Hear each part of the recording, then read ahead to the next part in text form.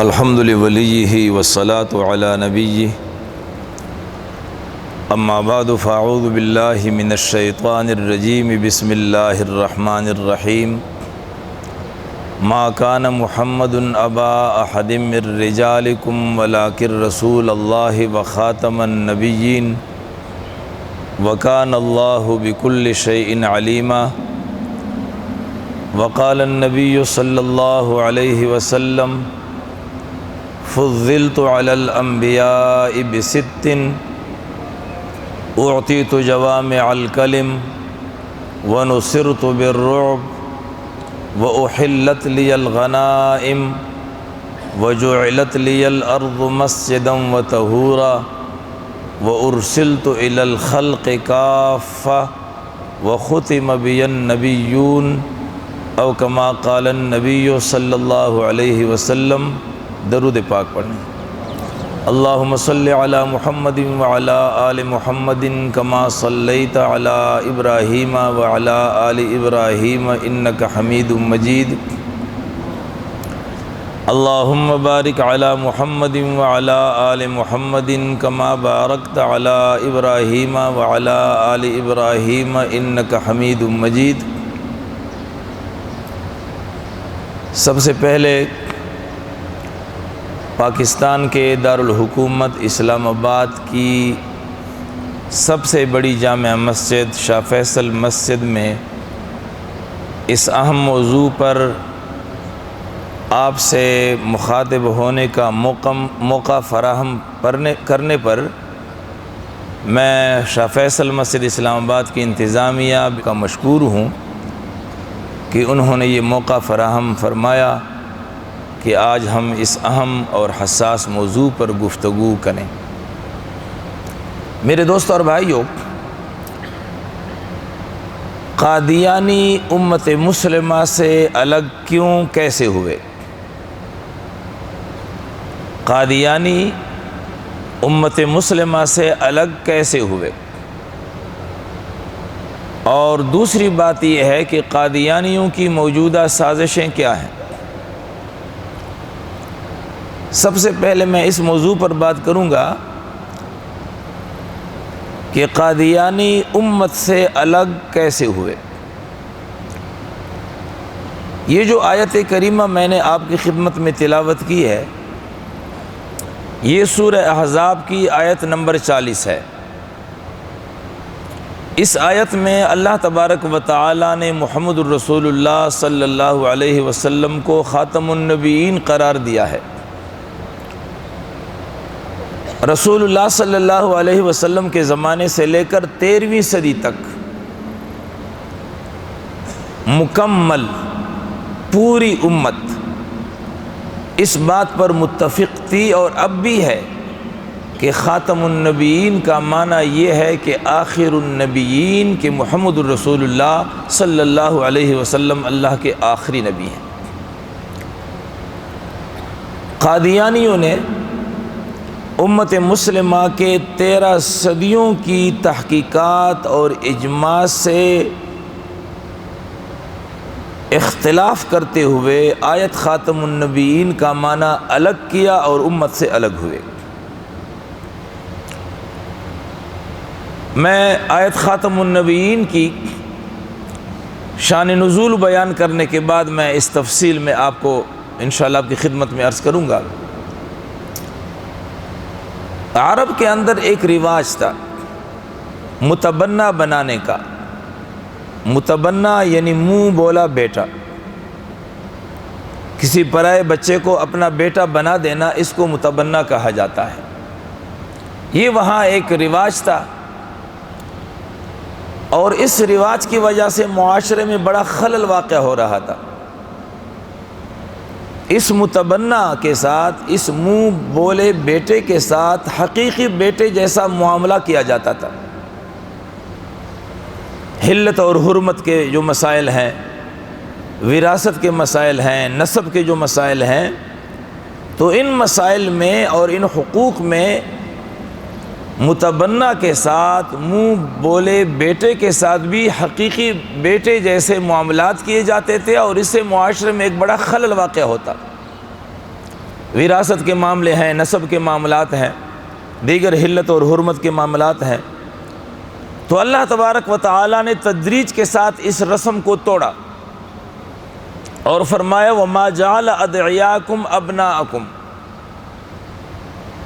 کہ جو تمہارے منہ بولے بیٹے ہیں اور جن کو تم اپنے بیٹے کہتے ہو، اللہ نے انہیں تمہارا بیٹا نہیں بنایا، یہ تمہارے بیٹے نہیں ہیں۔ ادعوہم لآبائہم هو اقسط عند اللہ، انہیں اپنے جو ان کے اپنے باپ ہیں ان کی طرف منسوب کر کے پکارا کرو۔ اور چونکہ رسول اللہ صلی اللہ علیہ وسلم نے بھی حضرت زید بن حارثہ رضی اللہ تعالی عنہ کو اپنا بیٹا قرار دیا تھا، منہ بولا بیٹا، اور زید بن حارثہ رضی اللہ تعالی عنہ کو حرم میں لوگ زید بن محمد کہا کرتے تھے۔ تو اللہ تبارک و تعالی نے اس رسم کو اس تدریج سے توڑا کہ پہلے یہ کہا کہ یہ جو منہ بولے بیٹے ہیں یہ تمہارے بیٹے نہیں، پھر فرمایا کہ ادعوہم لآبائہم هو اقسط عند اللہ۔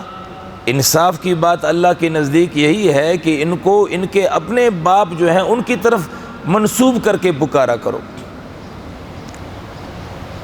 پھر یہ ہوا کہ رسم چونکہ اس معاشرے کے رگوں میں سرایت کر گیا تھا، اسے توڑنا بہت مشکل تھا۔ اس رسم کی وجہ سے ایسے معاملات بھی آ سکتے تھے کہ ایک متبنہ اگر متبنہ مر جاتا ہے یا وہ اپنی اہلیہ کو طلاق دیتا ہے تو ظاہر ہے کہ اس نے جو اس کا باپ ہے جس نے اس کو متبنہ بنایا ہوا ہے، اس کی بیوی جو ہے وہ تو اس کی بہو ہو گئی، متبنہ کی بیوی وہ تو بہو ہو گئی۔ تو ہمارے اس معاشرے میں آپ یہ تصور کر سکتے ہیں کہ کوئی سسر اپنی بہو سے نکاح کر لے؟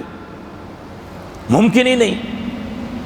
تو وہاں پر بھی اس معاشرے میں بھی متبنہ کی اہلیہ کو بہو سمجھا جاتا تھا، حقیقی بہو کی طرح اس سے نکاح اور اس قسم کے معاملات کا تصور ہی نہیں تھا۔ تو زید ابن حارثہ رضی اللہ تعالی عنہ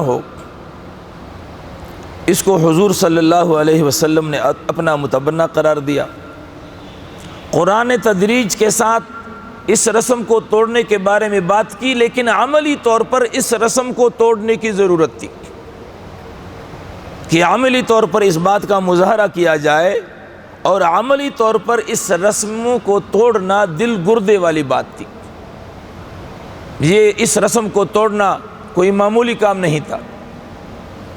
آپ کے معاشرے میں اگر کوئی سسر اپنی بہو سے نکاح کرنے کی جرت کرے تو معاشرے میں کتنی لوم و ملامت اور کتنی طعن و تشنیع ہوگی، وہاں بھی یہی صورتحال تھی۔ تو اس رسم کو توڑنے کے لیے اللہ نے نبی کا انتخاب کیا کہ اس لیے کہ اس رسم کو توڑنے کے بعد معاشرے کی طرف سے جو طعن و تشنیع ہوگی، جو لوم و ملامت ہوگی، اسے نبی ہی برداشت کر سکتا ہے۔ فلما قضا زید منہا وطرا زوجناکہا لکی لا یکون علی المؤمنین حرج۔ زید جو ہے اس نے کسی وجہ سے اپنی اہلیہ سے علیحدگی اختیار کی، اسے طلاق دے دی۔ حضرت زینب رضی اللہ تعالی عنہا کو اسے طلاق دی۔ جب اسے طلاق دی، اس سے فارغ ہوئے، تو اللہ نے فرمایا زوجناکہا، اللہ کے نبی کو فرمایا زوجناکہا کہ زینب کو ہم نے آپ کے نکاح میں دے دیا، زینب کو آپ کے عقد میں دے دی۔ اللہ نے فیصلہ کیا لِكَيْ لَا يَكُونَ عَلَى الْمُؤْمِنِينَ حَرَجٌ فِي أَزْوَاجِ أَدْعِيَائِهِمْ۔ اللہ نے یہ فیصلہ اس لیے کیا تاکہ لوگوں کو اپنے متبنہ کی بیویوں کے بارے میں کوئی حرج نہ ہو، سب کو پتہ ہو کہ یہ آپ کی حقیقی بہو نہیں ہے۔ متبنہ کے مرنے کے بعد آپ اس سے نکاح بھی کر سکتے ہیں، متبنہ اگر اسے طلاق دے تو آپ پھر بھی اس کے ساتھ نکاح کر سکتے ہیں، یہ آپ کی حقیقی بہو نہیں ہے۔ لِكَيْ لَا يَكُونَ عَلَى الْمُؤْمِنِينَ حَرَجٌ فِي أَزْوَاجِ أَدْعِيَائِهِمْ۔ اس رسم کو آپ علیہ السلام نے توڑا۔ حضرت زینب رضی اللہ تعالی عنہ سے نکاح کیا تو معاشرے میں یہ چمے گوئیاں شروع ہو گئیں کہ لو محمد صلی اللہ علیہ وسلم نے اپنے بہو سے نکاح کیا۔ تو اللہ نے فرمایا ما کان محمد ابا احد من رجالکم، کہ لوگو محمد صلی اللہ علیہ وسلم تم مردوں میں سے کسی کے باپ نہیں ہیں، اس کا تو کوئی بیٹا ہی نہیں، کوئی اولاد نہیں، تم مردوں میں سے وہ کسی کا سرے سے باپ ہی نہیں، تو بہو سے نکاح کا تو سوال ہی پیدا نہیں ہوتا۔ اب یہ سوال ذہن میں آتا ہے کہ آپ علیہ الصلوۃ والسلام کے تو صاحبزادے تھے ابراہیم، طیب، طاہر، قاسم، چونکہ وہ بچپن میں فوت ہوئے تھے اور بچپن ہی میں دنیا سے وہ رخصت ہو گئے، ان پر رجل کا اطلاق ہو ہی نہیں سکتا اور موجود ہی نہیں تھے۔ تو اللہ نے فرمایا ما کان محمد ابا احد من رجالکم، کہ محمد صلی اللہ علیہ وسلم تم مردوں میں سے کسی کے باپ نہیں۔ کسی کا باپ نہ ہونا اور بے اولاد ہونا یہ بھی ذرا کمزور سی بات ہے معاشرے میں۔ پھر چیمے گوئیاں شروع ہو گئی کہ جو لو محمد کی تو کوئی اولاد نہیں ہے صلی اللہ علیہ وسلم، اس کا دین تو اس کے جانے کے بعد ختم ہو جائے گا۔ فرمایا ولکن رسول اللہ، یہ اللہ کے رسول ہیں، اور رسول کی اتنی کثرت سے روحانی اولاد ہوگی کہ خاتم النبیین ہے، قیامت تک کے لیے رسول ہے، اور قیامت تک کلمہ گو مسلمان اس رسول کے روحانی فرزند ہوں گے۔ یہ ایسا نہیں ہے کہ اس کی کوئی اولاد نہیں، اللہ کے رسول ہیں، اور امت جو ہے یہ رسول کی روحانی اولاد ہوتی ہے، اور یہ رسول کسی خاص علاقے تک نہیں، کسی خاص زمانے تک نہیں، بلکہ خاتم النبیین ہے، تمام انبیاء کے اخیر میں ہیں، آخر الانبیاء ہیں صلی اللہ علیہ وسلم۔ اب یہ قصہ تو ختم ہوا، ولیکن رسول اللہ و خاتم النبیین پر بات آ گئی۔ خاتم النبیین عربی کے الفاظ ہیں دونوں، خاتم اور النبیین۔ خاتم کو تا کے زیر کے ساتھ بھی پڑھا جا سکتا ہے اور تا کے زبر کے ساتھ خاتم بھی پڑھا جا سکتا ہے، دونوں صورتوں میں معنی آخر النبیین ہے۔ اگر اس کو ہم نبیوں کی مہر مانیں کہ آپ علیہ السلام نبیوں کی مہر ہیں، تو نبیوں کی مہر کا معنی بھی یہی ہوا کہ مہر اخیر میں لگائی جاتی ہے۔ کسی چیز پر مہر لگ جاتی ہے تو اس میں کسی ترمیم اور اضافے کی گنجائش نہیں ہوتی۔ اخیر میں مہر، کوئی بھی فیصلہ جب مکمل ہو جاتا ہے تو اخیر میں مہر لگائی جاتی ہے، سٹیمپ لگایا جاتا ہے۔ یہ جو دوائیاں ہیں ہمدرد کی، دوسری کمپنیوں کہتی ہیں سر بمہر، یہ دوائی سر بمہر ہے، اس میں اب کسی اضافے اور ترمیم کی گنجائش نہیں ہے۔ قادیانیوں نے یہاں خاتم النبیین سے امت سے اپنا راستہ الگ کیا اور کہا کہ نبیوں کی مہر ہے، معنی یہ ہے کہ آپ صلی اللہ علیہ وسلم مہر لگاتے جائیں گے اور نبی بنتے جائیں گے۔ ہم نے کہا اگر ہم یہ کہیں کہ جی صدر کی مہر، کسی جج کی مہر، چیف جسٹس کی مہر، تو اس کا کیا معنی ہوگا کہ اس مہر سے چیف جسٹس دوسرے لوگوں کو چیف جسٹس بناتا ہے۔ صدر کی مہر کا کیا معنی ہوگا کہ یہ صدر کی مہر ہے، اس سے صدر دوسرے لوگوں کو صدر بناتا ہے۔ یہ معنی تو ہو ہی نہیں سکتا۔ معنی یہ ہوگا کہ صدر جب کوئی آخری فیصلہ کرتا ہے تو آخری میں اس مہر کو لگا دیتا ہے۔ خاتم النبیین یہ ہے کہ محمد الرسول اللہ صلی اللہ علیہ وسلم نے سلسلہ نبوت پر مہر کر دی، بس اب اس کے بعد کسی آدمی کو نبوت عطا نہیں کی جائے گی، اس کے بعد کوئی نیا شخص نبی نہیں بنایا جائے گا، کوئی نیا شخص نبوت سے متصف نہیں کیا جائے گا۔ اور رسول اکرم صلی اللہ علیہ وسلم نے پھر اس کی تشریح فرمائی لا نبی بعدی سے، کہ خاتم النبیین کا معنی کیا ہے؟ لا نبی بعدی، کہ میرے بعد کوئی نبی نہیں، لہذا کسی اور تشریح کی گنجائش ہی نہیں رہی۔ 13 صدیوں سے امت مسلمہ نے اس آیت خاتم النبیین سے یہی معنی سمجھا ہے، اور آج تک امت یہی سمجھ رہی ہے۔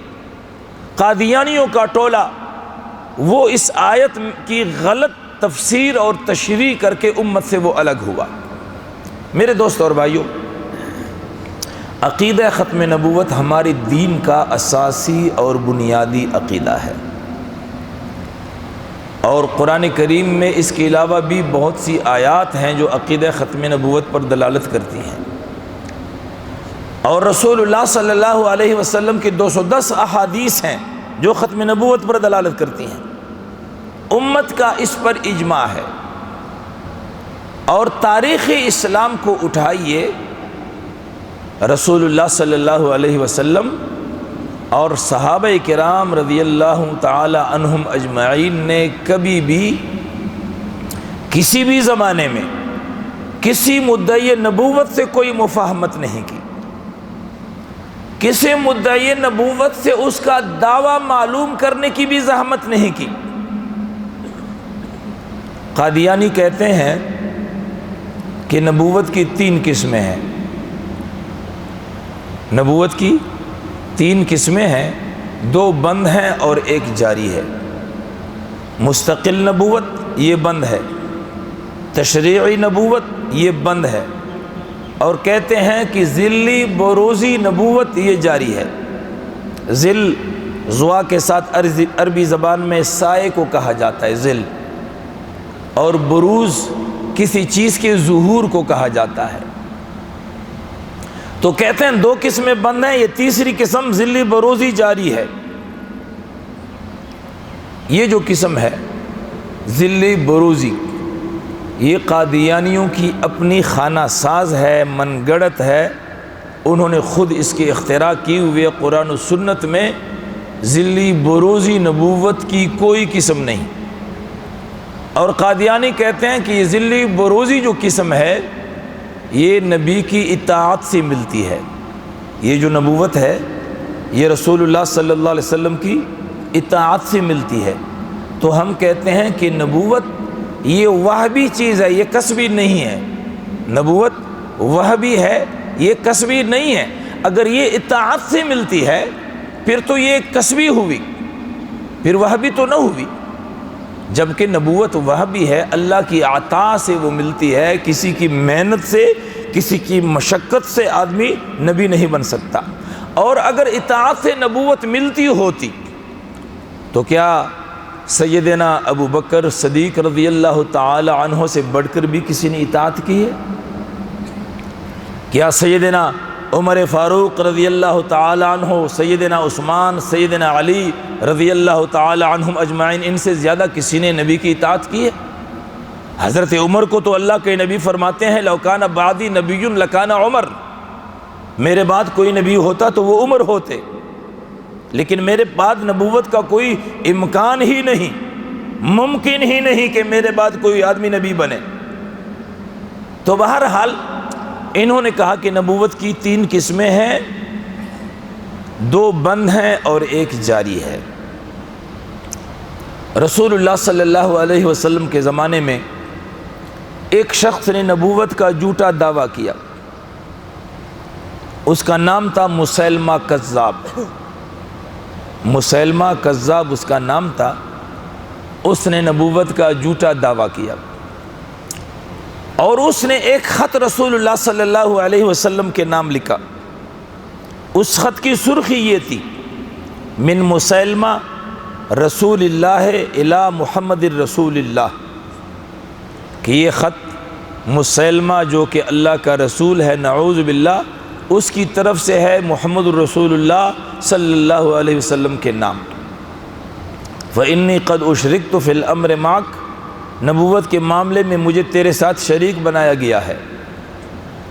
حدیث میں آتا ہے یہ قاصد خط لے کر کے آئے، آپ علیہ الصلوۃ والسلام کے سامنے خط پڑھا گیا۔ اس وقت ایک کھجور کی ٹہنی آپ علیہ الصلوۃ والسلام کے قریب پڑی تھی۔ آپ صلی اللہ علیہ وسلم نے اس ٹہنی سے ایک پتا کاٹا اور فرمایا خدا کی قسم نبوت کے معاملے میں اس پتے کے برابر بھی کسی کو کچھ نہیں دے سکتا، اس لیے کہ میں آخری نبی ہوں، میرے بعد کوئی نبی نہیں۔ اور پھر فرمایا اگر قاصدوں کو قتل کرنا مناسب ہوتا تو میں تم دونوں کی گردنوں کو اتار دیتا، لیکن میں قاصد کو قتل کرنا نہیں چاہتا۔ آپ علیہ الصلوۃ والسلام کے زبان اقدس سے یہ الفاظ نکلے کہ میں قاصد کو قتل کرنا مناسب نہیں سمجھتا۔ پورے دنیا کے مہذب معاشرے میں یہ قانون بنا کہ قاصد کو قتل نہیں کیا جائے گا۔ وہ قاصد واپس گئے، مسیلمہ کذاب کو یہ قصہ سنایا کہ آپ صلی اللہ علیہ وسلم نبوت کے معاملے میں کوئی مفاہمت نہیں کرتے۔ یہاں ایک بات آپ حضرات ذہن نشین رکھیں کہ مسیلمہ نے جب خط آپ علیہ السلام کے نام لکھا کہ من مسیلمہ رسول اللہ الی محمد رسول اللہ، اور قاصد وہ خط لے کر آئے، تو آپ صلی اللہ علیہ وسلم کو یہ پوچھنا چاہیے تھا کہ اس نے نبوت کی کون سی قسم کا دعویٰ کیا ہے۔ وہ دو قسمیں جو بند ہیں اس کا دعویٰ کیا ہے یا جو جاری ہے اس کا دعویٰ کیا ہے؟ اگر اس قسم کا دعویٰ کیا ہے جو بند ہے پھر تو میں نہیں مانتا، اگر اس قسم کا دعویٰ کیا ہے جو جاری ہے پھر بات ہو سکتی ہے، یہ پوچھنا چاہیے تھا۔ لیکن رسول کو پتا تھا، محمد رسول اللہ صلی اللہ علیہ وسلم کو پتا تھا کہ نبوت کی ایسی کوئی تیسری قسم ہے ہی نہیں جو جاری ہو، اس لیے پوچھا ہی نہیں۔ قرآن کس پر نازل ہوا ہے؟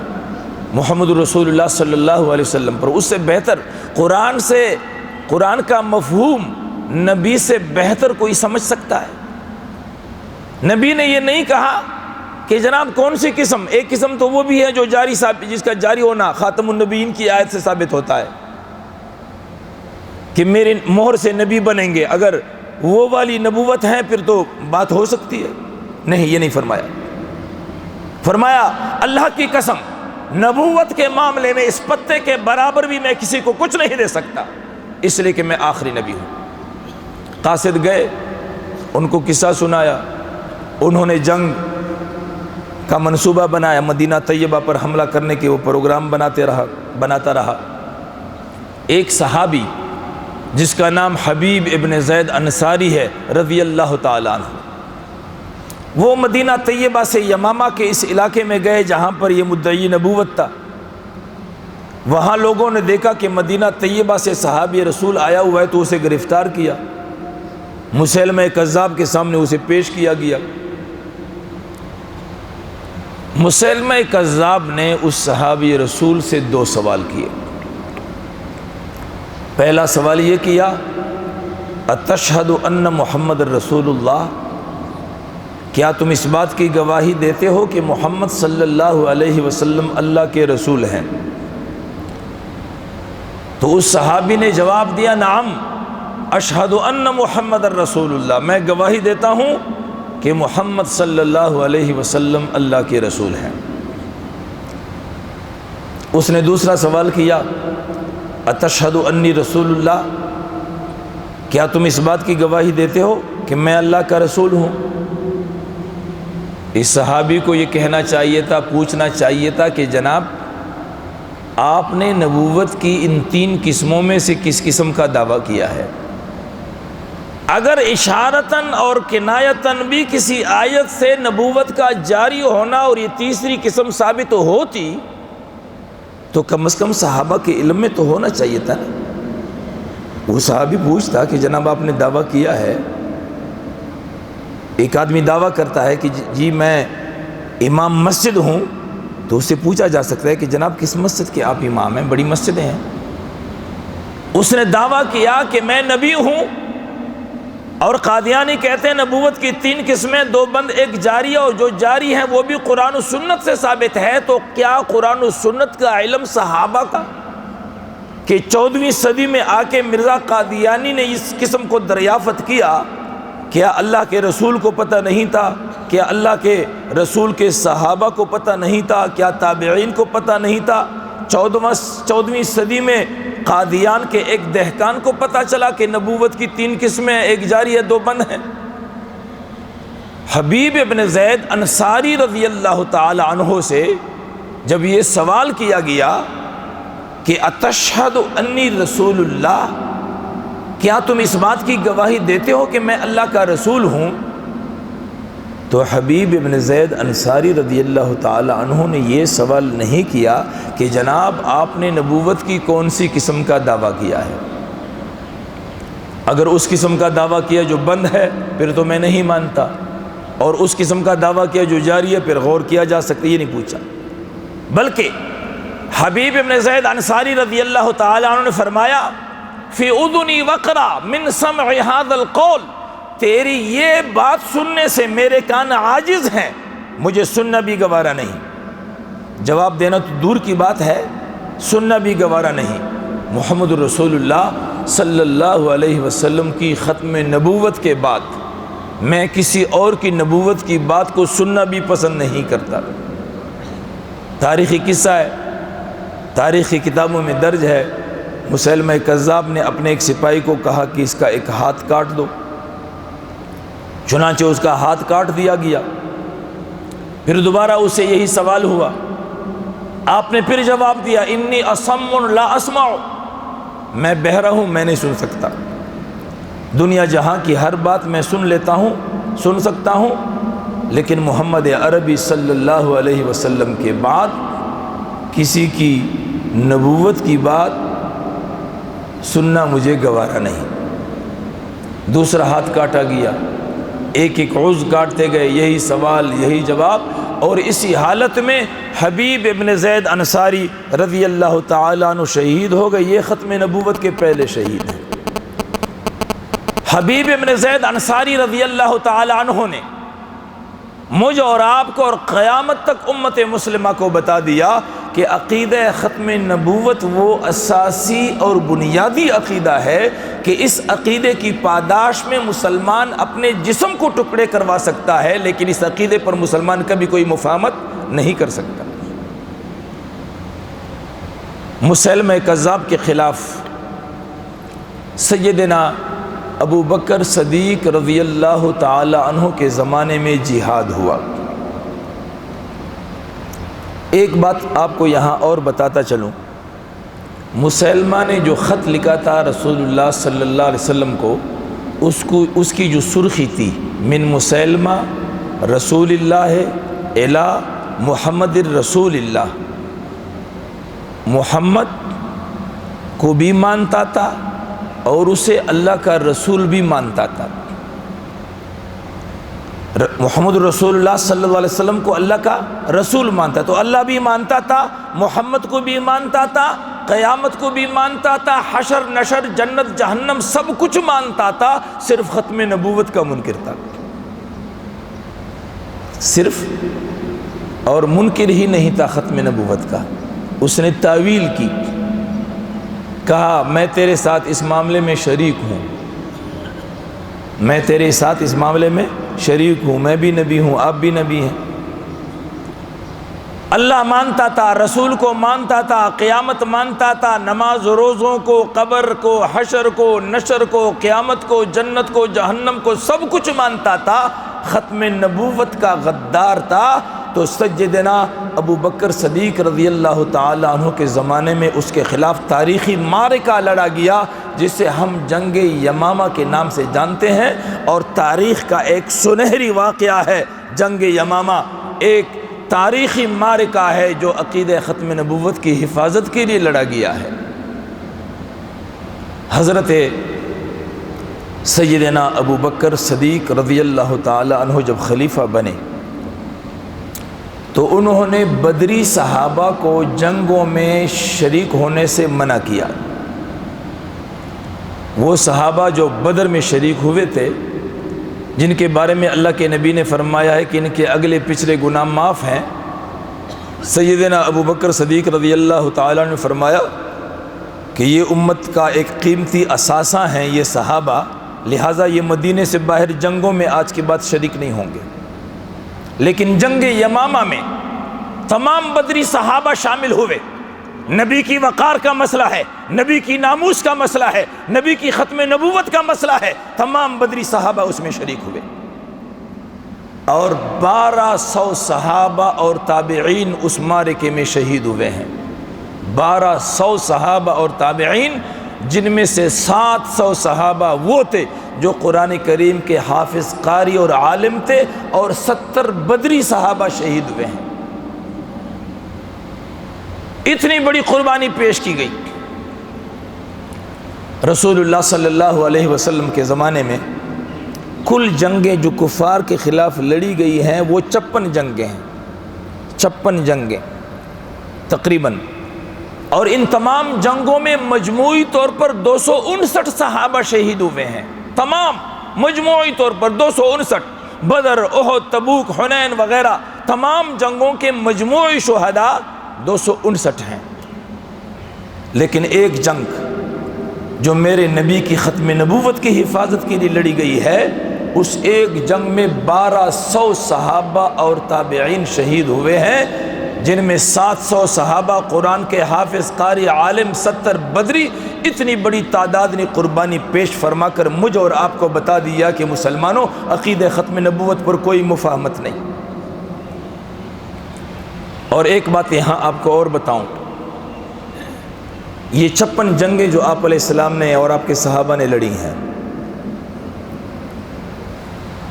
اور اس کے علاوہ صحابہ کے زمانے میں رسول اللہ صلی اللہ علیہ وسلم کے وصال کے بعد صحابہ نے جو جنگیں لڑی ہیں، ہر جنگ میں جب صحابہ اور آپ علیہ السلام دشمن کے سامنے ہوئے ہیں تو 3 باتوں کو پیش کیا ہے۔ کتنی باتوں کو پیش کیا ہے؟ 3 باتیں۔ کفار سے کہا کہ کلمہ پڑھو، پہلی بات، اسلام کی دعوت دی، کلمہ پڑھو۔ دوسری بات یہ ہے کہ اگر کلمہ نہیں پڑھتے تو ہمیں ٹیکس دو، جزیہ دو، ٹیکس دو۔ اور تیسرا آپشن یہ ہے کہ اگر کلمہ بھی نہیں پڑھتے، ہمیں ٹیکس بھی نہیں دیتے ہو، تو آخری آپشن یہ ہے کہ پھر جنگ ہوگی۔ ہر جگہ یہ آپشن پیش کیا یا نہیں؟ یہ 3 باتیں۔ جنگ یمامہ میں جب ختم نبوت کی حفاظت کے لیے صحابہ میدان میں آئے ہیں تو 2 آپشن رکھے ہیں۔ ایک آپشن یہ کہ آؤ واپس ختم نبوت پر ایمان لے آؤ، ختم نبوت کو مان لو، اور دوسرا آپشن یہ کہ اگر ختم نبوت کو نہیں مانتے تو آخری آپشن پھر جنگ ہے، پھر جنگ کے بغیر کوئی چارہ نہیں، پھر آپ کے ناپاک وجود سے زمین کو پاک کیا جائے گا۔ تیسرا آپشن نہیں ہے کہ آپ ختم نبوت کے منکر بھی رہیں اور کچھ لو اور کچھ دو کی بنیاد پر آپ سے مفاہمت ہو جائے، یہ نہیں۔ یہودیوں سے کہا کلمہ پڑھو، اگر کلمہ نہیں پڑھتے تو ہمیں ٹیکس دو، بے شک یہودی رہو، معنی یہ ہوا نا۔ عیسائیوں سے کہا کہ پہلے تو کلمہ پڑھ لو، مسلمان ہو جاؤ، اگر کلمہ نہیں پڑھتے تو ہمیں ٹیکس دو، بے شک عیسائی رہو۔ مشرکوں سے کہا کہ کلمہ پڑھو، اگر کلمہ نہیں پڑھتے تو ہمیں ٹیکس دو، بے شک مشرک رہو۔ ان الشرک لظلم عظیم، شرک سے بڑا گناہ ہے کوئی؟ مشرک سے کہا جا رہا ہے کہ اگر کلمہ نہیں پڑھتے، توحید کو نہیں مانتے تو ہمیں ٹیکس دو، بے شک رہو۔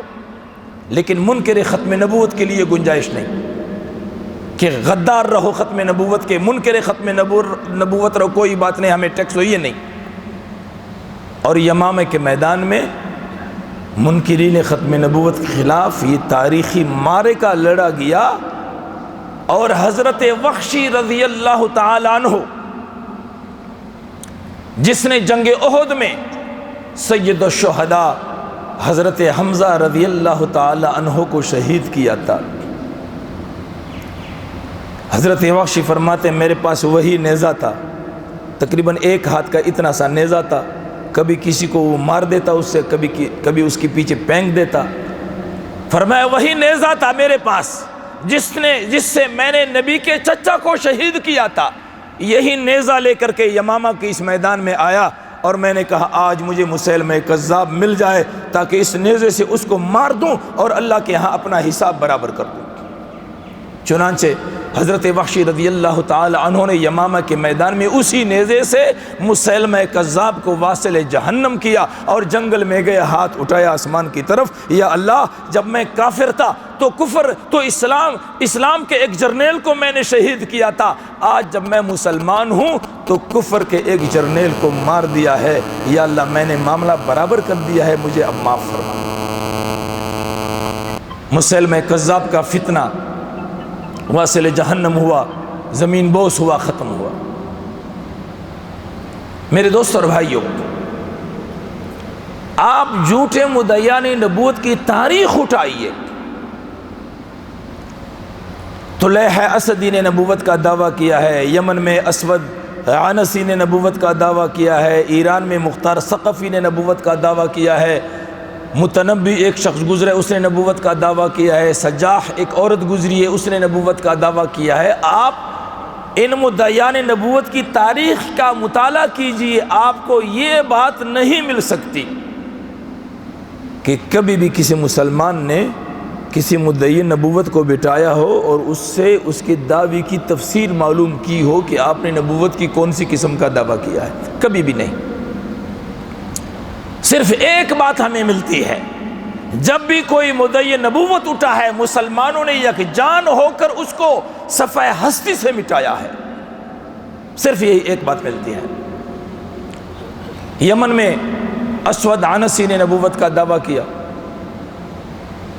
اس کا نام حیعلہ تھا، بہت زیادہ کالا تھا تو اسود کے نام سے مشہور تھا، اس نے نبوت کا دعویٰ کیا اور یمن کے آس پاس قبائل کو اپنے ساتھ ملایا، یمن پر حملہ کیا اور یمن کا جو گورنر تھا صحابی رسول تھا اسے شہید کیا اور خود یمن کا بادشاہ بنا۔ اسود عنسی نے پوچھا کہ یمن میں کوئی ایسا آدمی ہے جو مجھے نبی نہیں مانتا، تو اسے بتایا گیا کہ ایک آدمی ہے ابو مسلم خولانی کے نام سے، وہ تجھے اپنا نبی نہیں مانتا۔ کہا گرفتار کر کے لاؤ، گرفتار کر کے لائے گئے۔ اسود عنسی نے ابو مسلم خولانی سے یہی دو سوال کیے، ایک سوال یہ کہ مدینہ طیبہ کے محمد صلی اللہ علیہ وسلم کو اپنا نبی مانتے ہو یا نہیں؟ تو ابو مسلم خولانی نے فرمایا کہ میں مدینہ طیبہ کے محمد کریم کو اپنا نبی مانتا ہوں۔ دوسرا سوال یہ کیا کہ مجھے بھی اپنا نبی مانتے ہو یا نہیں؟ تو ابو مسلم خولانی نے فرمایا کہ میں تجھے اپنا نبی نہیں مانتا۔ اسود عنسی نے کہا کہ مدینے کے محمد پاک صلی اللہ علیہ وسلم کو ابھی تک آپ نے دیکھا بھی نہیں، اسے بغیر دیکھے نبی مانتے ہو اور میں تمہارے سامنے ہوں، تمہارا بادشاہ ہوں، میرا انکار کر رہے ہو؟ تو اسود عنسی نے کہا، ابو مسلم خولانی نے کہا کہ محمد پاک صلی اللہ علیہ وسلم کے بعد تو جیسے 1000 آدمی بھی اگر نبوت کا دعویٰ کریں گے میں ان پر 1000 مرتبہ لعنت بھیجتا ہوں۔ محمد عربی آخری نبی ہیں صلی اللہ علیہ وسلم۔ جب یہ جواب دیا، اسود عنسی نے لوگوں سے کہا کہ خشک لکڑیاں جمع کرو۔ خشک لکڑیاں جمع کی گئی، آگ جلائی گئی۔ جب آگ کے شعلے بلند ہوئے تو ابو مسلم خولانی کو پکڑا اور قلعے کی چھت سے نیچے آگ میں پھینک دیا گیا۔ آگ جلتی رہی، جب آگ بجھ گئی اور ختم ہو گئی تو لوگوں نے دیکھا کہ ابو مسلم خولانی اپنے کپڑوں سے راکھ جاڑتے ہوئے زندہ صحیح سلامت آگ سے نکل آئے۔ محمد کے غلاموں کا کفن میلا نہیں ہوتا، اللہ ہم سب کو محمد عربی کا غلام بنا دے۔ تفصیلی قصہ ہے، جب آگ سے زندہ صحیح سلامت آگ سے نکل آئے تو لوگوں نے اسود عنسی کو مشورہ دیا کہ اس کو یمن سے جلا وطن کر دو، یہاں لوگ اس کی اس کرامت کو دیکھیں گے، یہ موجود ہوگا، اس کو دیکھیں گے تو اس کی کرامت سامنے آئے گی اور لوگ ختم نبوت پر ایمان لے آئیں گے، لہٰذا اس کو یہاں سے جلا وطن کر دو۔ ابو مسلم خولانی کو حکم دیا گیا کہ یمن چھوڑ دو۔ وہ فرماتے ہیں کہ میں نے سوچا کہ کوئی ٹھکانہ تو میرا ہے نہیں، کہاں جاؤں گا؟ فیصلہ یہ کیا کہ جس محمد عربی صلی اللہ علیہ وسلم کی ختم نبوت کی وجہ سے آگ میں ڈالے گئے اور اللہ نے ختم نبوت کی برکت سے آگ کو گلے گلزار بنایا، چلو مدینہ چلتے ہیں تاکہ باقی زندگی آپ علیہ السلام کے قدموں میں گزارو۔ چنانچہ یمن سے مدینے کی طرف چل پڑے۔ وہاں مدینہ طیبہ میں رسول اللہ صلی اللہ علیہ وسلم نے اپنے صحابہ کو فرمایا کہ میرے جان نثاروں میں سے ایک فیروز ہے رضی اللہ تعالی عنہ، فیروز دیلمی، دال یا لام میم چوٹی یا دیلمی، فیروز دیلمی، اسے بلاؤ۔ صحابہ گئے اور حضرت فیروز دیلمی رضی اللہ تعالی عنہ کو بلایا اور اسے فرمایا، فیروز، یمن میں ایک شخص نے نبوت کا دعویٰ کیا ہے، جائیے اور اس کو قتل کر دیجئے، جائیے اور اس کو قتل کر دیجئے۔ یہ نہیں فرمایا کہ جائیے اس کا دعویٰ معلوم کر لیجئے کہ اس نے نبوت کی کون سی قسم کا دعویٰ کیا، یہ نہیں فرمایا، جائیے اور اس کو قتل کر دیجئے۔ اس نے کہا لبیک یا رسول اللہ، تلوار لی، تیز رفتار گھوڑے پر سوار ہوئے، ابھی تھوڑے فاصلے پر ہی گئے تھے کہ رسول اللہ صلی اللہ علیہ وسلم نے صحابہ کو فرمایا کہ فیروز کو واپس بلاؤ۔ صحابہ گئے اور حضرت فیروز کو واپس بلایا۔ وہ آئے، آپ علیہ السلام کے سامنے کھڑے ہو گئے۔ آپ صلی اللہ علیہ وسلم نے حضرت فیروز رضی اللہ عنہ کے چہرے کو دیکھا اور دیکھنے کے بعد ہاتھ سے اشارہ فرمایا کہ آپ چلے جاؤ۔ وہ چلے گئے۔ صحابہ نے عرض کیا، اللہ کے نبی صلی اللہ علیہ وسلم آپ نے کچھ ارشاد نہیں فرمایا؟ تو اللہ کے نبی نے فرمایا کہ میں نے فیروز کو واپس اس لیے بلایا تھا کہ شاید اس دنیا میں ان کی اور میری یہ آخری ملاقات ہو، اس لیے میرے دل نے چاہا کہ ایک بار پھر فیروز کے چہرے کو دیکھوں، شاید یہ آخری ملاقات ہو۔ آقا رحمت للعالمین اپنے غلام کے چہرے کو دیکھنے کی خواہش ظاہر فرما رہے ہیں، اس لیے کہ غلام عقیدہ ختم نبوت کی حفاظت کے لیے جا رہا ہے۔ تیز رفتار گھوڑے پر سوار ہوئے، ہفتہ 10 دنوں میں یمن پہنچے۔ پیدل اور اونٹ کی جو مسافت ہے یمن سے مدینہ تقریباً مہینہ 1.5 مہینے کا سفر ہے، اور تیز رفتار گھوڑا ہو تو ہفتہ 10 دنوں میں آدمی پہنچ سکتا ہے۔ یہ یمن پہنچے۔ یمن پہنچنے کے بعد سابق گورنر یمن کا جو مسلمان تھا جو شہید ہوا تو اس کی اہلیہ جس کا نام آزار تھا رضی اللہ عنہا، وہ قلعے میں تھی۔ اسود عنسی نے زبردستی اس کو اپنے محل میں اپنے قلعے میں رکھا تھا۔ فیروز جب یمن پہنچے تو کسی واسطے سے، کسی ذریعے سے انہوں نے حضرت آزار سے رابطہ کیا کہ میں مدینے سے فیروز آیا ہوا ہوں اسود عنسی کا کام تمام کرنے کے لیے، لیکن قلعے کے اندر کیسے آؤں گا، اور اتنا بڑا قلعہ ہے، اس میں اسود عنسی کا خفیہ مقام، اس کی رہائش گاہ کہاں پر ہے، یہ رہنمائی کی ضرورت ہے۔ تو حضرت آزار نے فرمایا کہ قلعے کے عقب میں باغ ہے، باہر اندر بھی باغ ہے، باہر بھی باغ ہے، اس باغ میں اندر آئیں اور دیوار میں نقب لگائیں، اندر آئیں تو میں کھڑی ہوں گی اور میں پھر آپ کو لے جاؤں گی وہاں پر جہاں اسود عنسی کا مخصوص ٹھکانہ ہے۔ چنانچہ اس صحابی نے دیوار میں سوراخ کیا۔ ختم نبوت پر دوستو صرف مناظرے نہیں ہوئے، صرف تقریریں نہیں ہوئے، مشن ہے یہ زندگی کا۔ ہم اور آپ یہ عزم کریں گے کہ یا اللہ اس ختم نبوت کے عقیدے کو ایک مشن، اپنی زندگی کا مشن سمجھتے ہوئے ہم آگے بڑھیں گے، قادیانیت کا راستہ روکیں گے اور رسول اللہ صلی اللہ علیہ وسلم کی ختم نبوت کی حفاظت کریں گے اور امت مسلمہ کے ایمان کو بچائیں گے انشاءاللہ تعالی۔ اس کو مشن بنائیں گے۔ کبھی ایسا نہیں کہ زندگی میں کبھی ختم نبوت کی کوئی بات سن لی ثواب کے لیے کہ جی ثواب ہے، نہیں، یہ مشن ہے، اس کو ہر حال میں کرنا ہے۔ اللہ کے نبی کی امتیوں کی ایمان کی حفاظت کرنی ہے انشاءاللہ تعالی۔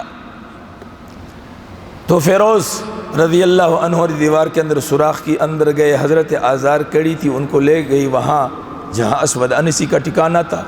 جاتے ہی اللہ کے اس شیر نے اسود عنسی پر حملہ کیا، نیچے گرایا، وہ چیخنے چلانے لگا۔ باہر اس کے چوکیدار تھے، انہوں نے جب یہ دیکھا کہ ہمارے حضرت تو چیخ رہے ہیں تو وہ دوڑتے ہوئے آنے لگے۔ حضرت آزار رضی اللہ عنہا فوراً باہر نکلی، ان کو روکا، ان سے کہا کہاں جا رہے ہو؟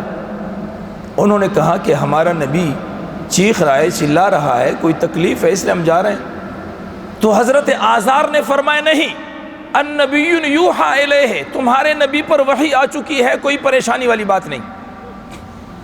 النبی یوحا الیہ، تمہارے نبی پر وحی آ چکی ہے لہٰذا رک جاؤ۔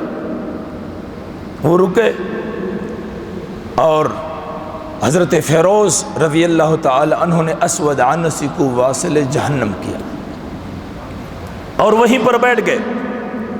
یمن میں جب آذان ہوتی تھی تو آذان میں لوگ اشہد ان محمد رسول اللہ نہیں کہتے تھے، آذان دی جاتی تھی، اللہ اکبر بھی کہا جاتا، اشہد اللہ الہ الا اللہ بھی کہا جاتا۔ آذان کس لیے دی جاتی ہے؟ نماز کے لیے۔ اللہ کو بھی مانتے تھے، نماز بھی پڑھتے تھے، مسجدیں بھی تھی، سب کچھ تھا، محمد رسول اللہ کے ختم نبوت کے منکر تھے۔ تو حضرت فیروز بیٹھ گئے وہاں پر، صبح کے اذان کا وقت ہوا تو قلعے کی چھت پر چڑھے اور اذان ان الفاظ سے دی، اشہد ان محمد رسول اللہ و اشہد ان حی علی الکذاب، اے لوگوں میں گواہی دیتا ہوں کہ محمد اللہ کے رسول ہیں اور میں گواہی دیتا ہوں کہ اسود عنسی کذاب ہے۔ اسود عنسی کا اپنا نام حی علی تھا، اشہد ان حی علی الکذاب، میں گواہی دیتا ہوں کہ یہ حی علی یعنی یہ اسود عنسی کذاب ہے۔ لوگوں نے جب یہ اذان کے الفاظ سنے سارے قلعے کی طرف آئے، آپ نے اس کی لاش نیچے پھینک دی، سارے لوگ مسلمان ہوئے اور اللہ تبارک و تعالی نے بذریعہ وحی رسول اللہ صلی اللہ علیہ وسلم کو یہ خوشخبری سنائی، فاز فیروز یا رسول اللہ، اے اللہ کے رسول فیروز اپنی مشن میں کامیاب ہوا، فیروز اپنی مشن میں کامیاب ہوا۔ جس دن اسود عنسی واصل جہنم ہوا اس کے دوسرے دن رسول اللہ صلی اللہ علیہ وسلم کا وصال ہوا، آپ بھی دنیا سے تشریف لے گئے۔ آپ نے جو فرمایا تھا فیروز سے کہ شاید یہ میری اور آپ کی آخری ملاقات ہو، تو آخری ملاقات تھی، دنیا سے چلے گئے۔ ابو مسلم خولانی جسے یمن سے جلا وطن کیا گیا تھا اور جو یمن سے مدینہ کی طرف آ رہے ہیں، باقی زندگی آپ علیہ السلام کی قدموں میں گزارنے کا ارادہ کیے ہوئے جو آ رہے ہیں، انہیں یمن کے حالات کا بھی پتہ نہیں کہ اسود عنسی واصل جہنم ہوا، اور اسے یہ بھی خبر نہیں کہ جس ہستی سے ملاقات کے لیے میں مدینے جا رہا ہوں وہ بھی مدینے میں نہیں رہے، یہ بھی پتہ نہیں۔ مہینہ ڈیڑھ مہینے کی مسافت طے کرنے کے بعد مسجد نبوی آئے، وضو کیا، 2 رکعت شکرانے کے نوافل ادا کیے، بیٹھ گئے کہ حضور صلی اللہ علیہ وسلم نماز کے وقت تشریف لائیں گے تو میں ملوں گا۔ ایک صحابی آئے، جیسے وہ آئے فوراً یہ اٹھ کے ان سے ملے اور کہا کہ رسول اللہ صلی اللہ علیہ وسلم کس وقت تشریف لاتے ہیں؟ میں نے ان سے ملنا ہے، یمن سے آیا ہوں۔ وہ صحابی رونے لگا۔ اس نے فرمایا بھائی اس میں رونے والی کون سی بات ہے؟ یمن سے آیا ہوں، اتنی مسافت طے کر کے آیا ہوں۔ اس صحابی نے فرمایا کہ جس ہستی سے ملاقات کے لیے آپ تشریف لائے ہیں ان کا تو چند دن پہلے انتقال ہو چکا ہے۔ فرماتے مجھے بڑا صدمہ پہنچا، دکھ ہوا، مسجد نبوی کی دیوار کے ساتھ ٹیک لگائی، مسجد نبوی کی ستونوں کو دیکھتا ہوں کہ میرا نبی یہاں بیٹھ کے کیسے ٹیک لگاتا، مسجد نبوی کے محراب کو دیکھتا ہوں، میرا نبی یہاں مصلی پہ کیسے تشریف فرما ہوتے، ممبر کو دیکھتا ہوں، میرا نبی اس ممبر پر کیسے تشریف فرما ہوتا۔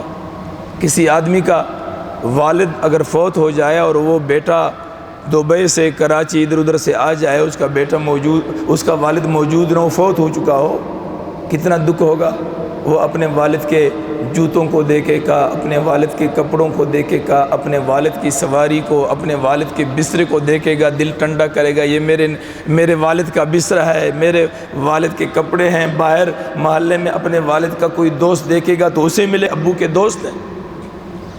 وہ پریشان ہے ابو مسلم خولانی مسجد نبوی میں کہ جس ہستی سے ملاقات کے لیے میں یمن سے یہاں آیا وہ بھی نہیں رہے دنیا میں۔ حضرت عمر فاروق رضی اللہ تعالی عنہ مسجد نبوی تشریف لائے۔ انہوں نے دیکھا کہ ایک اجنبی مہمان ہے، ان کے ساتھ ملے، مصافحہ کیا۔ فرمایا بھائی آپ پہلی مرتبہ میں نے آپ کو دیکھا ہے، کہاں سے تشریف لائے ہیں؟ فرمایا حضرت میں یمن سے آیا ہوں۔ حضرت عمر فاروق رضی اللہ تعالی عنہ نے فرمایا سبحان اللہ، آپ یمن سے آئے ہیں تو یمن میں ہماری اس دوست کی کوئی خیر خبر سنا دیجئے جس کو اسود عنسی نے آگ میں پھینک دیا تھا۔ ہمارے اس دوست کے ساتھ کیا ہوا ذرا اس کا قصہ بھی تو سنا دیجئے، آپ اسے جانتے ہیں؟ تو ابو مسلم خولانی نے فرمایا حضرت میں آپ کے اس دوست کو اچھی طرح جانتا ہوں، اس کا نام عبداللہ بن ایوب ہے، میں جانتا ہوں۔ اس کا اپنا نام کیا تھا؟ عبداللہ بن ایوب نام تھا اس کا اپنا، ابو مسلم خولانی کے نام سے مشہور تھے۔ فرمایا حضرت میں آپ کے اس دوست کو جانتا ہوں۔ حضرت عمر فاروق رضی اللہ تعالی عنہ نے فرمایا میں تجھے اللہ کا واسطہ دے کر پوچھتا ہوں کہ آپ خود تو نہیں وہ؟ فرمایا حضرت میں خود وہی ہوں، مجھے میرے نبی کی ختم نبوت کی وجہ سے آگ میں پھینک دیا گیا اور اللہ نے ختم نبوت کی برکت سے آگ کو گل گلزار بنا دیا۔ فوراً اپنے سینے سے لگایا، سیدنا ابو بکر صدیق رضی اللہ تعالی عنہ کے پاس لے گئے، ان کو تعارف کروایا، انہوں نے سینے سے لگایا، پیشانی پر بوسہ دیا اور فرمایا تمام تعریفیں اس اللہ کے لیے ہیں جس اللہ نے مجھے اس شخصیت سے ملاقات نصیب فرمائی جس کے ساتھ اللہ نے سیدنا ابراہیم علیہ السلام جیسا معاملہ فرمایا ہے۔ ابو مسلم خولانی نے ہمیں بتا دیا کہ عقیدہ ختم نبوت کے لیے مسلمان آگ میں کودنا گوارا کر سکتا ہے، لیکن اس عقیدے پر مسلمان کبھی کوئی سمجھوتا اور مفاہمت نہیں کر سکتا۔ میرے دوست اور بھائیوں، یہ ایک تاریخ ہے مدعیان نبوت کی۔ قادیانیوں نے ایک تو ختم نبوت کی اس آیت اور اس کے علاوہ جو دیگر آیات ہیں ان میں تحریف کی، امت سے اپنا راستہ الگ کیا، اور امت سے اپنا راستہ الگ کرنے کے بعد نبوت کا دعویٰ بھی کیا۔ مرزا قادیانی نے سن 1900 میں ضلع گرداسپور تحصیل بٹالہ قادیان نامی گاؤں میں غلام احمد ولد غلام مرتضیٰ نبوت کا بھی دعویٰ کیا، اور اس آیت خاتم النبیین میں امت 13 صدیوں سے امت جس راستے پر تھی اس سے اپنا راستہ الگ کیا، اور یہ کتاب جس کا نام تذکرہ ہے اس کتاب کو پیش کیا اور کہا کہ یہ وحی مقدس ہے، یہ میری وحی ہے، اس کتاب کو پیش کیا۔ آپ جانتے ہیں، اور پوری امت، اس میں دیوبندی بریلوی اہل حدیث شیعہ سنی کوئی اختلاف نہیں، پوری امت عرب سے عجم، مشرق سے مغرب، شمال سے جنوب، 14 صدیوں سے امت کا اس بات پر اجماع ہے کہ آخری آسمانی کتاب قرآن ہے، آخری آسمانی کتاب قرآن ہے، آخری آسمانی وحی قرآن ہے۔ لیکن مرزا قادیانی نے یہ کتاب پیش کی اور کہا کہ یہ وحی مقدس ہے، اور اس کتاب جس کا نام تذکرہ ہے، ایک تو ختم نبوت کی اس آیت میں امت سے الگ موقف اختیار کیا، اور الگ موقف اختیار کرنے کے بعد نبوت کا بھی دعویٰ کیا، الگ کتاب بھی پیش کی، اور اس کتاب میں پھر یہ لکھا کہ جو لوگ مجھے نہیں مانتے وہ سب کے سب جہنمی ہیں، وہ سب کے سب دائرہ اسلام سے خارج ہیں۔ ہم پر فتویٰ بھی لگایا،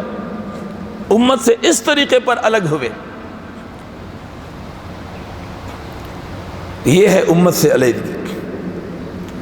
جب اس نے دعویٰ کیا، امت سے الگ ہوئے اور امت کے مقتدر شخصیات کو گالیاں دی۔ مرزا قادیانی کی گالیوں پر میں نے ایک رسالہ لکھا ہے، اس کا نام ہے الہامی اخلاق۔ اس میں نے صرف مرزا قادیانی کی گالیوں کو جمع کیا ہے، جن لوگوں کو گالیاں دی ہیں وہ ساری گالیاں، اور میں نے قادیانیوں سے یہ کہا ہے، اس کے ٹائٹل پر میں نے لکھا ہے کہ کیا کوئی شریف آدمی کسی کو گالی دے سکتا ہے؟ آپ میرے موقف سے اختلاف رکھ سکتے ہیں لیکن مجھے گالی دے سکتے ہیں، یہ شرافت کا تقاضا ہو سکتا ہے؟ اور پھر وہ آدمی جو اپنے آپ کو نبی اللہ کہتا ہے کہ میں اللہ کا نبی ہوں، کیا اس کے اخلاق اتنے گرے ہوئے ہو سکتے ہیں کہ وہ کسی کو گالی دے؟ اور اس کتاب کے ٹائٹل پر میں نے یہ لکھا ہے کہ اس رسالے میں اگرچہ مرزا قادیانی کی گالیاں ہیں، لیکن چونکہ یہ قادیانیوں کا نبی ہے مرزا قادیانی، لہٰذا ان کی یہ گالیاں ان کے نبی کی حدیثی ہوئی۔ نبی جو بات کرتا ہے اسے حدیث کہا جاتا ہے نا۔ تو میں نے قادیانیوں سے کہا کہ یہ گالیاں جو ہے اگرچہ گالیاں ہیں لیکن تمہارے مرزے نے کہی ہیں، لہٰذا تمہارے نزدیک تو یہ حدیثیں ہی ہوں گی، لہٰذا میری طرف سے یہ تمام حدیثیں تمہیں بطور ہدیہ، اس میں نے یہ لکھا ہے۔ تو بہرحال اس کتاب میں کہ جو مجھے نہیں مانتے وہ جہنمی ہیں، دائرہ اسلام سے خارج ہیں، اور اپنی کتاب روحانی خزائن میں ایک جگہ لکھا تلک کتب ینظر الیہا کل مسلم بعین المحبت والمودت وینتفع من معارفها ویقبلنی ویصدق دعوتی الا ذریۃ البغایا، کہ جو لوگ میری دعوت کو قبول نہیں کرتے، جو لوگ میری کتابوں سے فائدہ نہیں اٹھاتے، جو لوگ مجھے نہیں مانتے، وہ سب کے سب رنڈیوں کی اولاد ہے، کنجریوں کی اولاد ہے، یہ لکھا ہے ذریۃ البغایا۔ بغایا لفظ یہ عربی میں جمع کا لفظ ہے، بغیت ان کی جمع ہے، بغیہ معنی بدکار عورت، بغایا اس کی جمع ہے۔ قرآن میں آتا ہے وما کانت امک بغیہ، حضرت مریم علیہ السلام کے حوالے سے اس کی ماں کے بارے کہ وما کانت امک بغیہ، کہ تیری ماں بدکار عورت نہیں تھی۔ ایک ہے باغی، باغی کا لفظ، باغی کی جو جمع ہے وہ بغات آتی ہے، بغات، باغی کی جمع بغات آتی ہے اور بغیہ کی جمع بغایا آتی ہے۔ قادیانی یہاں پر کہتے ہیں کہ جی مرزا صاحب کا مقصد رنڈیوں کی اولاد نہیں بلکہ باغیوں کی اولاد، تو ہم نے کہا بغایا جو ہے یہ بغیتن کی جمع ہے عربی گرامر کے لحاظ سے، اور بغیہ جو ہے وہ بدکار عورت کو کہا جاتا ہے۔ بغات جو باغی ہے، باغی کا جمع بغایا نہیں بلکہ بغات ہے۔ پوری امت کو گالی دی، سب کو گالی دی یا نہیں؟ جو میری کتابوں کو سے فائدہ نہیں اٹھاتے، جو مجھے نہیں مانتے، جو میری دعوت کو قبول نہیں کرتے، وہ سب کے سب کنجریوں کی اولاد ہیں۔ 14 صدیوں کے مسلمانوں کو اور قیامت تک آنے والے تمام مسلمانوں کو گالی دی یا نہیں؟ تو امت سے ایک الگ راستہ اختیار کیا۔ پھر ہندوستان میں مسلمانوں نے آواز اٹھائی، امیر شریعت سید عطا اللہ شاہ بخاری رحمۃ اللہ علیہ کی قیادت میں امت نے آواز اٹھائی ختم نبوت کی۔ اور عطا اللہ شاہ بخاری رحمۃ اللہ علیہ کے بارے میں مشہور ہے کہ آدھی زندگی جیل میں اور آدھی زندگی ریل میں اس کی گزری ہے، آدھی زندگی جیل میں اور آدھی ریل میں، یا قادیانیوں اور انگریزوں کے خلاف تقریریں کر کے سفر کیا کرتے تھے ریل گاڑی میں، یا پھر اس کی پاداش میں جیل میں اس نے وقت گزاری۔ پھر پاکستان بنا، اور پاکستان بننے سے پہلے جب اس نے سن 1900 میں نبوت کا دعویٰ کیا تو اس وقت یہاں انگریزوں کی حکومت تھی،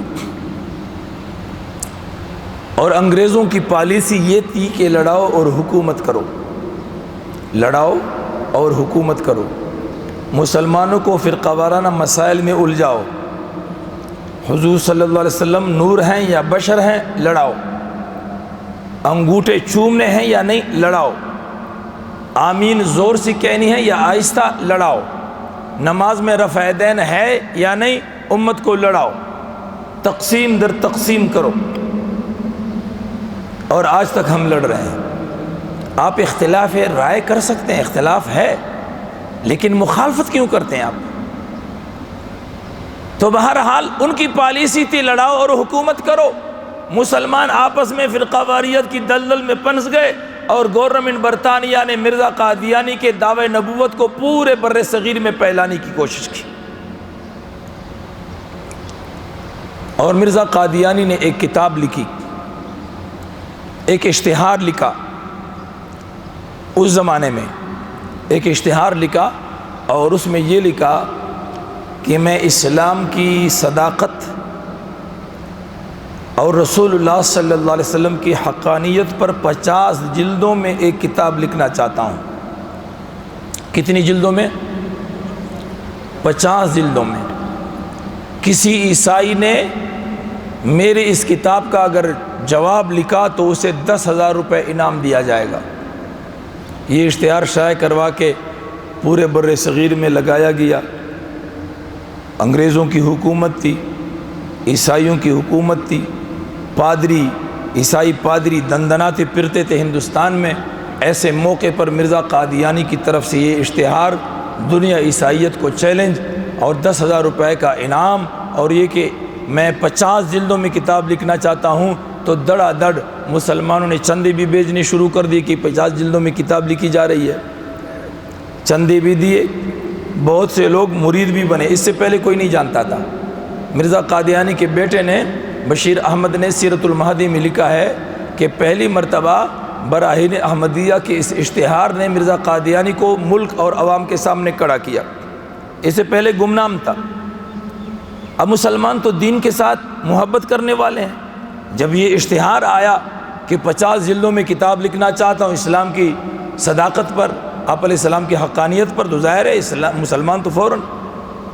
لیکن وہ مسلمان جن کا علماء سے تعلق تھا اس زمانے میں، وہ بچ گئے۔ جن کا اللہ والوں سے تعلق تھا وہ بچ گئے،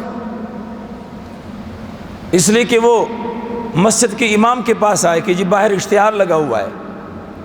تو مولوی صاحب نے کہا جس نے اشتہار لگایا اس کی کوئی حیثیت نہیں، دفع کرو، اس کا علمی دنیا میں کوئی نام و نشان نہیں، دفع کرو۔ لیکن جو میڈیا سے متاثر لوگ تھے، اس وقت کی میڈیا، اشتہار لگا ہوا تھا، وہ ان کے مرید بنے۔ اس لیے دوستو اور بھائیوں، آج میڈیا کا ایک زمانہ ہے، آپ نیٹ سے کوئی چیز، کوئی تحریر ہے، آپ کو اچھی لگی تو اسے ڈاؤن لوڈ نہ کریں، پہلے اپنے مسجد کے امام سے پوچھیں۔ ابھی ایک صاحب مجھے یہاں بتا رہے تھے کہ میں نے ایک PDF فائل قرآن کا ترجمہ وہ ڈاؤن لوڈ کیا، پڑھتا گیا، پتہ چلا یہ تو قادیانیوں کا ترجمہ قرآن ہے۔ اس لیے آپ نیٹ سے کوئی چیز اگر ڈاؤن لوڈ کرتے ہیں، گوگل سے یا پلے سٹور یا جہاں سے بھی، تو آپ اب عالم سے پوچھئے کہ اس کو میں ڈاؤن لوڈ کروں یا نہ کروں، یہ تقریر یا یہ تحریر کس کی ہے۔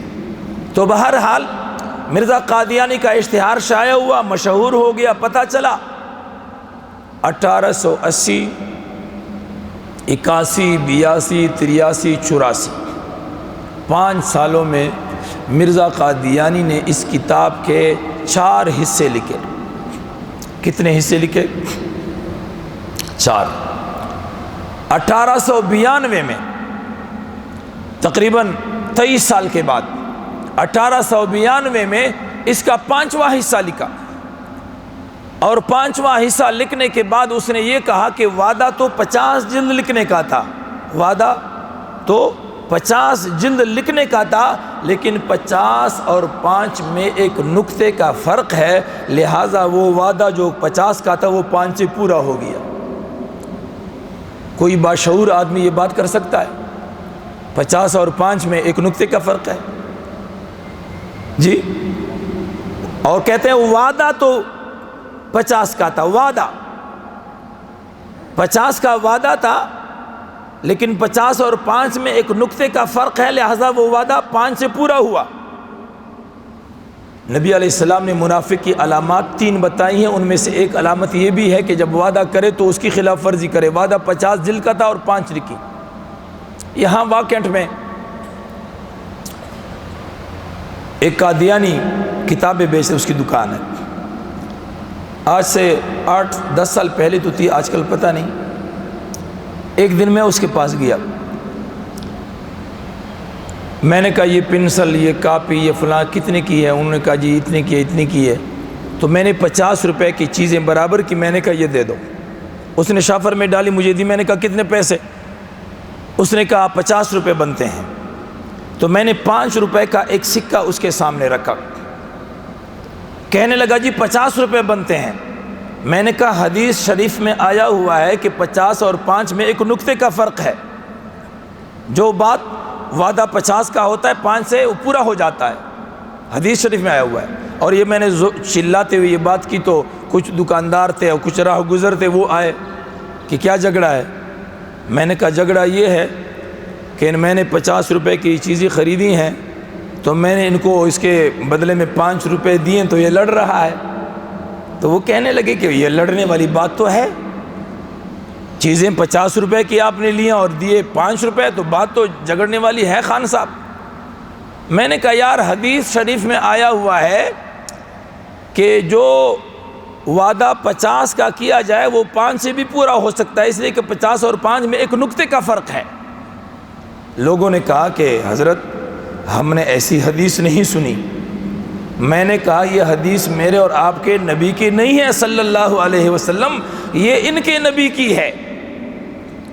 اگر مرزا قادیانی ان کا نبی ہے تو اس کا یہ قول حدیث ہوا یا نہیں؟ اگر یہ حدیث نہیں ہے تو پھر مرزا قادیانی ان کا نبی نہیں ہے۔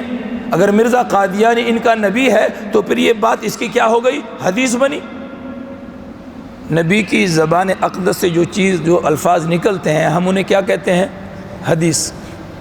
تو مرزا قادیانی ان کا نبی ہے تو ان کے جو الفاظ ہیں ان کے ہاں تو حدیث ہونی چاہیے۔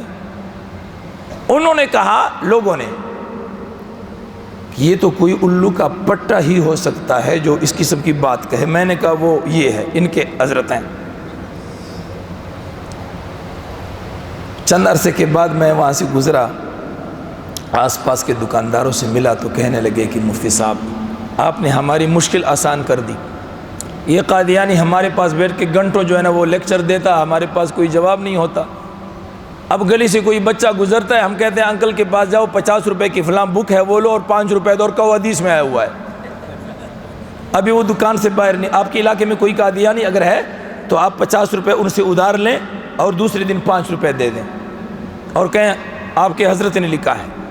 تو بہرحال یہ 5 جلد 50 کا وعدہ تھا، 5 جلدوں میں کتاب پیش کی، 1892 میں اس کا 5واں حصہ، اور اس میں مرزا قادیانی نے ایک بات تو یہ کہی کہ گورنمنٹ برطانیہ سائے خداوندی ہے، ملکہ وکٹوریا یہ رحمت کا فرشتہ ہے، اور کھل کر تھوک سے انگریزی استعمار کی اس نے حمایت کی، جہاد کو حرام قرار دیا۔ ایک تو یہ کیا، پوری کتاب براہین احمدیہ اس کا نام ہے۔ اور دوسرا کام یہ کیا کہ امت مسلمہ کے جو اجتماعی عقائد ہیں، ختم نبوت کا عقیدہ، حضرت عیسیٰ علیہ السلام کے بارے میں اس کے رفع اور نزول کا عقیدہ، ہم سب کا یہ عقیدہ ہے امت کا کہ حضرت عیسیٰ علیہ السلام زندہ آسمانوں پر ہیں اور قرب قیامت ان کا نزول ہوگا۔ انگلینڈ میں قادیانیوں کے سابق سربراہ، ایک تو ابھی ہے، اس سے پہلے والا مرزا طاہر، انگلینڈ میں ایک خاتون نے اسے سوال کیا کہ مسلمانوں کا عقیدہ ہے کہ یہ تو ٹائم بالکل، تو مسلمانوں کا عقیدہ ہے کہ عیسیٰ علیہ السلام آسمانوں پر گئے، کیا وہ آسمانوں پر جا سکتے ہیں؟ اس نے کہا نہیں جا سکتے، زمین سے آسمان تک کئی ہزار ملین سالوں کا سفر ہے، کوئی شخص شعاع پر بیٹھ کر بھی نہیں جا سکتا، کیسے جا سکتے ہیں؟ خلا میں بعض علاقے وہ ہیں جہاں نقطہ انجماد سے بھی درجہ حرارت کم ہے، کوئی چیز جائے تو برف بن جائے، بعض علاقے وہ ہیں جہاں پر جو ہے نقطہ ہے، جہاں درجہ حرارت بہت زیادہ ہے، کوئی چیز جائے تو جل کر راکھ ہو جائے، کیسے گئے؟ ہم نے کہا بابا ہم عیسیٰ علیہ السلام کے جانے کی بات نہیں کرتے، لے جانے کی بات کرتے ہیں۔ عیسیٰ علیہ السلام خود نہیں گئے، اللہ ان کو لے کر گئے ہیں، اور اللہ ہر چیز پر قادر ہے۔ ان اللہ علی کل شیء قدیر، جو اللہ حضرت آدم علیہ السلام کو آسمان سے نیچے زمین پر اتار سکتے ہیں، وہی اللہ حضرت عیسیٰ علیہ السلام کو نیچے زمین سے آسمان پر بھی لے جا سکتے ہیں۔ تو مرزا قادیانی نے اس کتاب میں انگریزوں کی حمایت کی، پوری مسلم امت، بر صغیر کے تمام مسلمان انگریزوں سے آزادی کی تحریک چلا رہے تھے، اور مرزا قادیانی نے امت سے الگ راستہ اختیار کرتے ہوئے انگریز کی حمایت کی۔ ختم نبوت عیسیٰ علیہ السلام کے بارے میں امت مسلمہ کا جو اجتماعی مسئلہ تھا، اس سے مرزا قادیانی نے یہاں انکار کیا اور یو ٹرن لیا اپنے سابقہ عقائد سے۔ اپنی کتابوں میں پہلے اس نے یہ ذکر کیا تھا کہ عیسیٰ علیہ السلام زندہ ہیں، دوبارہ آئیں گے، اور مرزا قادیانی نے 2 آیتوں کو پیش کیا ہے اس پر، وَعَسَىٰ رَبُّكُمْ أَن يَرْحَمَكُمْ وَإِنْ عُدْتُمْ عُدْنَا، اور دوسری آیت پیش کی ہے هُوَ الَّذِي أَرْسَلَ رَسُولَهُ بِالْهُدَىٰ وَدِينِ الْحَقِّ۔ ان دونوں آیتوں سے مرزا قادیانی نے ایک زمانے میں استدلال کیا تھا کہ عیسیٰ علیہ السلام دوبارہ آئیں گے، اور ختم نبوت کی اس آیت کی تفسیر میں بھی ایک زمانے میں مرزا قادیانی نے لکھا تھا کہ حضور علیہ السلام آخری نبی ہیں، لیکن یہاں 1892 میں مرزا قادیانی نے ان تمام عقیدوں سے انکار کیا۔ بہرحال دوسری بات میں شارٹ الفاظ میں کہ اب قادیانیوں کی سازش کیا سازش ہے؟ 2 سازشیں ہیں ابھی، اور ہم نے ان کا مقابلہ کرنا ہے۔ ایک سازش قادیانیوں کی یہ ہے کہ آئین پاکستان کے جو اسلامی دفعات ہیں، ناموس رسالت قانون ہے، ختم نبوت کا قانون ہے، یہ قوانین کالعدم ہو جائیں، ختم ہو جائیں۔ ایک سازش تو یہ ہے تاکہ ان کے لیے راستہ کھل جائے۔ جب یہ غیر مسلم اقلیت نہیں ہوں گے آئینی طور پر، تو آپ کے محلے میں زمین خریدیں گے، پلاٹ خریدیں گے، مسجد بنائیں گے، اذان اقامت کن کن کو آپ روکیں گے؟ ایک سازش تو یہ ہے کہ آئین پاکستان کے اسلامی دفعات کالعدم قرار دیا جائیں، اور دوسری سازش یہ ہے کہ قادیانی امت مسلمہ میں سوشل میڈیا کے ذریعے ختم نبوت کے عقیدے کے بارے میں غلط فہمیاں پیدا کرنے کی کوشش کر رہے ہیں۔ اور ایک قادیانی مربی نے کہا ہے، ویڈیو بیان اس کا بیان ہے کہ جن علاقوں میں اور جن ملکوں میں ہماری تبلیغ پر زمینی راستے بند کر دیے گئے، تو اللہ نے آسمانی راستے کھول دیے۔ آسمانی راستے کیا؟ ان کی جو ٹی وی چینل ہیں، ان کے ویب سائٹ ہیں، سوشل میڈیا پر جو ان کی جو مصروفیات ہیں، ان کی جو سرگرمیاں ہیں سوشل میڈیا پر، کہتے ہیں یہ آسمانی راستے ہیں۔ اب میرے دوست اور بھائیو، میں کسی علاقے میں چلا جاتا ہوں ختم نبوت کے حوالے سے، لوگ کہتے ہیں مفتی صاحب یہاں تو کوئی قادیانی نہیں ہے۔ میں کہتا ہوں شکر ہے کہ نہیں ہے، لیکن آپ کی جیب میں جو موبائل فون ہے، آپ جو ٹویٹر، فیس بک، یوٹیوب اور وغیرہ وغیرہ چیز استعمال کریں، اس میں تو قادیانی ہے اور یہ آپ کی جیب میں ہے۔ لہٰذا خدا نخواستہ اسی سوشل میڈیا سے آپ کا کوئی بھائی گمراہ ہو جائے، اس لیے ضروری ہے کہ ہم قادیانیوں کا سوشل میڈیا کے حوالے سے بھی اس کا مقابلہ بھی کریں، راستہ بھی روکیں، اور ختم نبوت کی آواز کو ہم قریہ قریہ، شہر شہر، ہر گھر تک، ہر جگہ تک، جنگل صحرا میں ختم نبوت کی آواز پہنچائیں۔ اللہ مجھے اور آپ بھائیوں کو توفیق عطا فرمائے۔